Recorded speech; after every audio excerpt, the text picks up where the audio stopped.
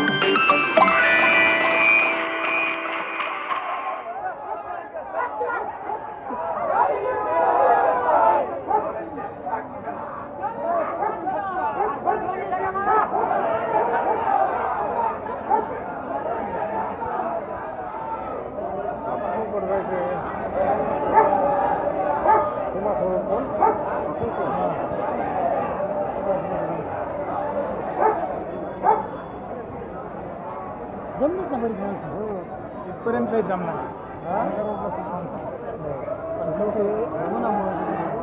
रोग आला का